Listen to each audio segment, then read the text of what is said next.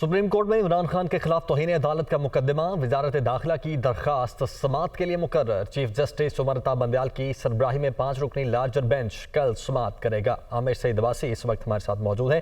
عامر، کیا ڈیٹیلز ہیں؟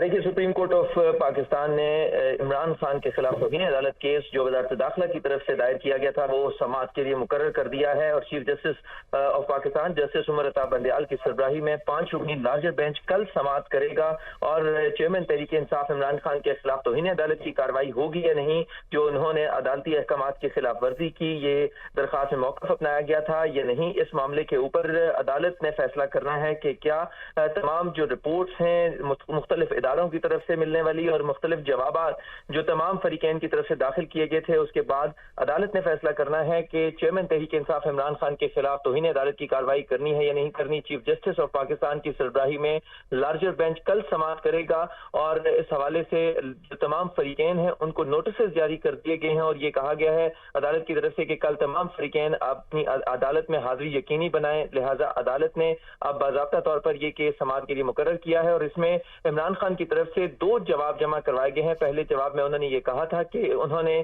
کوئی عدالتی احکامات کی خلاف ورزی نہیں کی، اور جیمرز کی وجہ سے ان تک عدالتی احکامات نہیں پہنچے تھے 25 مئی کو، جو عدالت کی طرف سے انہیں یہ کہا گیا تھا کہ وہ ریڈ زون میں داخل نہیں ہوں گے۔ لیکن اب دوسرے جواب میں انہوں نے یہ کہا کہ انہیں جو بتایا گیا تھا وہ زبانی احکامات تھے، لہٰذا ان کے حوالے سے ان تک کوئی مصدقہ، ان تک آرڈر کی کاپی نہیں پہنچی تھی، لہٰذا وہ ریڈ زون میں داخل ہوئے تھے۔